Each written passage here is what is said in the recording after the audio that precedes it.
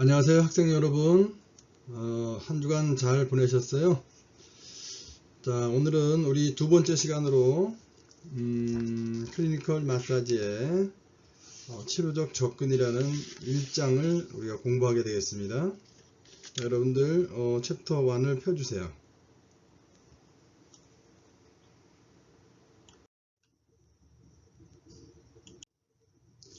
자, 거기에 보면은 학습 목표가 기록되어 있죠. 그래서 자, 2장에서 우리가 배워야 될 그런 목표들이 뭐냐 하면은, 일단 마사지에 대한 역사, 어떻게 변화되어 왔는지 그 내용을 간결히 볼 수 있고요. 그리고 클리니컬 마사지 치료의 원칙, 어떤 원칙이 있는지, 그 다음에 통증과학의 현재 이론을 설명할 수 있게 되겠고, 근육의 구조와 기능, 무척 중요한 부분입니다. 그래서 설명할 수 있도록 이렇게 하게 될 겁니다. 그 다음에 통증 유발점, 또 민감 지점을 확인하고 유한할 수 있다. 그 다음 작용근과 대항근을 알 수 있다. 그 다음에 신체 여러 부위에 있는 근막, 그 기능을 또 알 수가 있고요.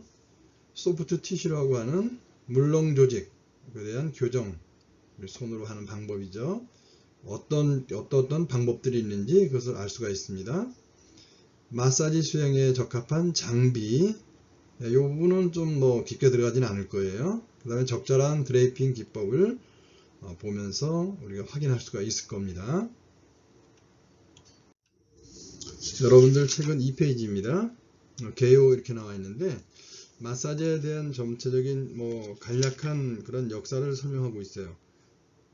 그래서 기원전 700년에 중국에서 유사한 행위가 있었다고 얘기하고 있고, 또 기원전 2330년에 이집트에서도 그랬고, 고대 한국이라든가 인도, 또 메소포타미아 이런 쪽에서도 그러한 근거를 찾아볼 수 있다, 이렇게 얘기하고 있습니다. 좀 더 정확한 근거는 기원전 5세기의 히포크라테스, 의학의 아버지라고 하는 히포크라테스도 이런 마사지와 또 우리가 하고 있는, 물리치료에서 하고 있는 견인 방법 이런 것들을 시행했다는 근거들을 좀 남기고 있어요.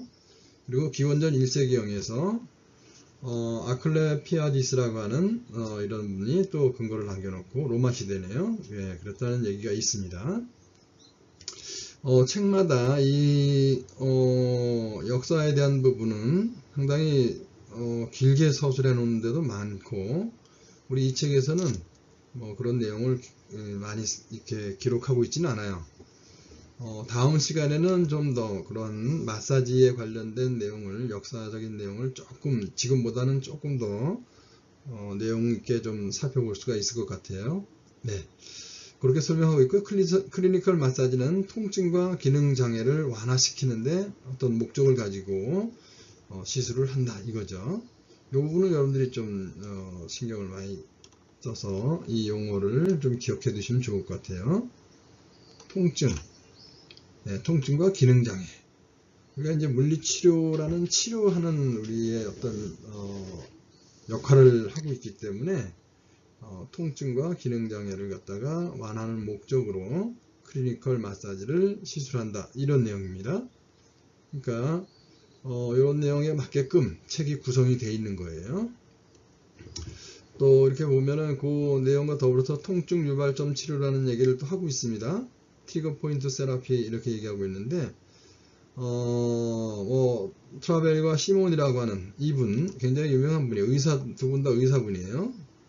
의사분인데, 그런 근육별로 통증을 일으키는 부분들이 있어서 그 부분들을 다 조사했어요. 그거를 그림으로 나타낸 그런 것들로다가 나타나 있고, 그걸 통해서 의사 선생님들은 주사를 한다든가, 또는 치료사들은 그 부분을 통해서 조수적인 그러한 손으로 하는 치료들을 통해서 환자의 통증이라든가 기능장애를 갖다 완화시키는, 굉장히 많이 쓰이는 그런 방법 중에 하나가 되겠습니다. 그런 내용들이 여기 좀 같이 들어가 있습니다. 자, 클리니컬 마사지의 위치. 전통적인 서양의학의 어떤 바이오 메디신이다, 이렇게 얘기하고 있어요. 서양의학을 얘기하면은 보통 약물을 쓰죠.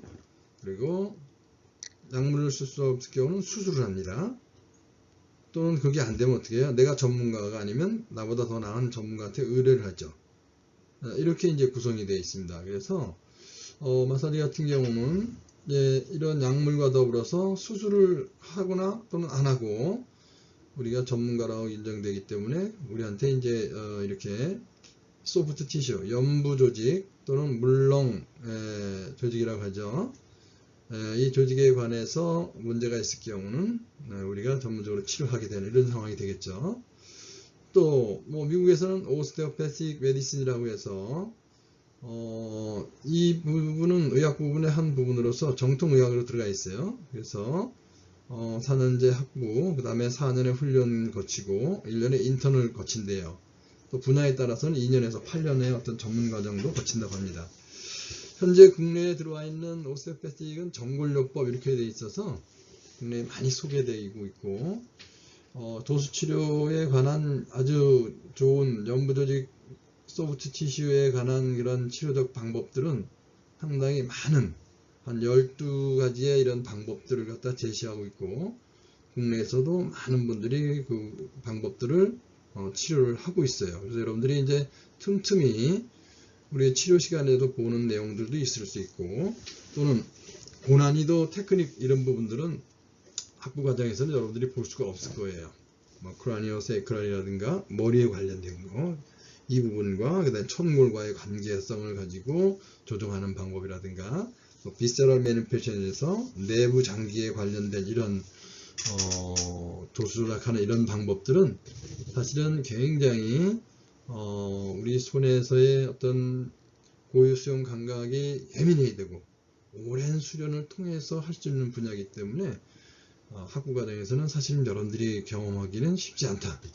그러나 이제 가끔가다 교수님들이 한두 번 정도는 뭐 이런 방법이 있어 설명을 해줄 거예요. 그러나 전문적인 그런 방법들은 아마 나중에 졸업 후에 여러분들이 임상에서 그런 치료적 경험이라든가 아니면 교육을 받아서 수련하는 그런 단계로 거쳐서 치료를 할 수가 있을 거라고 봐요. 그 다음에 카이로프랙틱이라는 이러한 방법들이 있죠. 국내에서도 많이 있고 미국에서 시작되어 있고 그래서 이제 뭐 척추를 따라서 교정하는 방법입니다. 그런 방법이고 또 물리치료가 있죠. 물리치료는 전통 물리치료로서 상당히 영역이 높고 많고 또 전문가로서 인정받고 있는 그러한 직책이죠.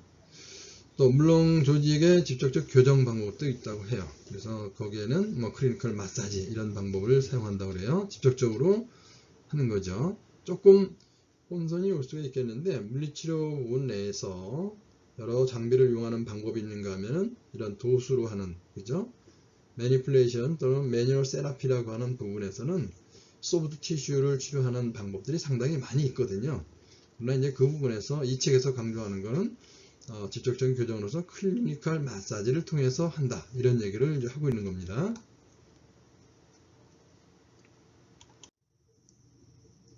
자, 클리니컬 마사지의 치료 원리 여러분들은 책 4페이지가 되겠습니다. 자, 사람은 하나의 유기체다. 맞죠? 그죠? 하나의 유기체죠. 그리고 단축된 조직은 정상 기능을 못한다. 예를 들어서 조직이 어떤 식으로 유착 이렇게 붙어버리는 거죠. 조직과 조직이 붙어버리는 단계예요. 유착, 어드이전이에요.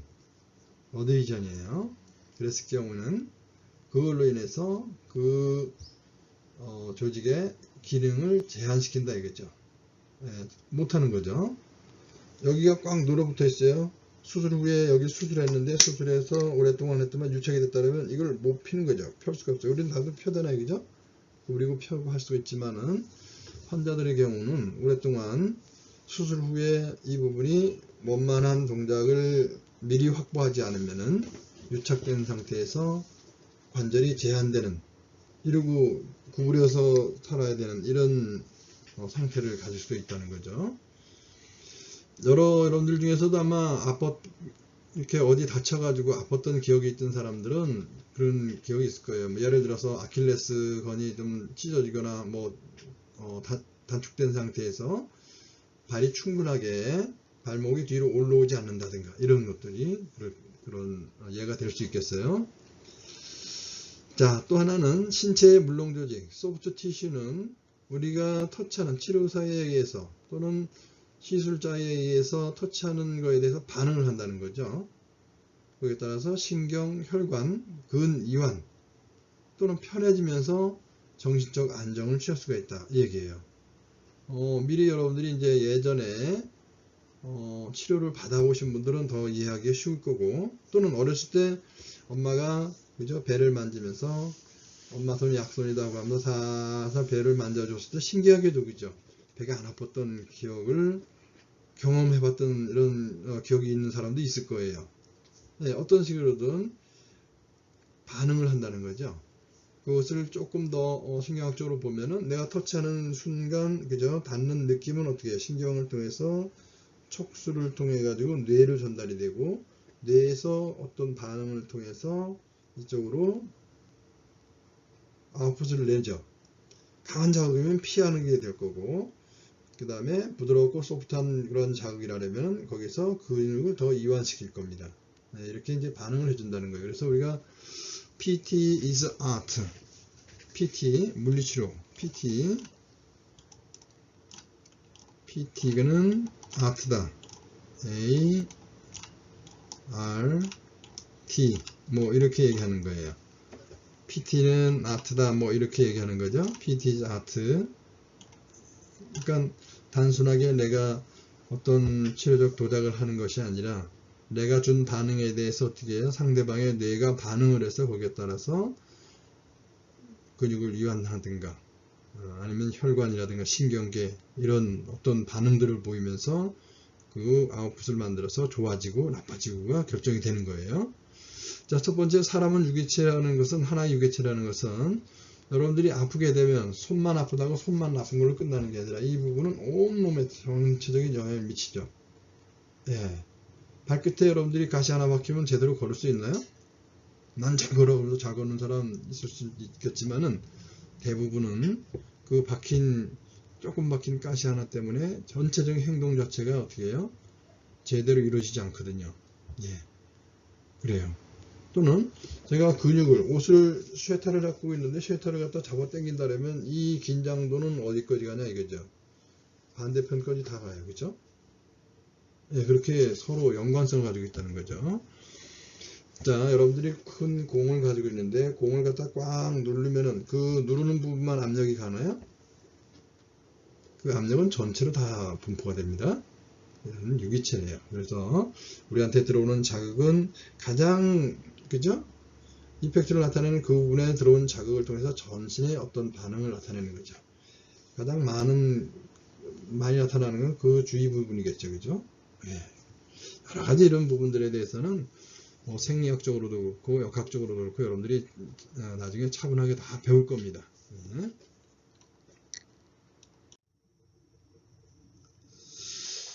자, 여러분들 5페이지에요.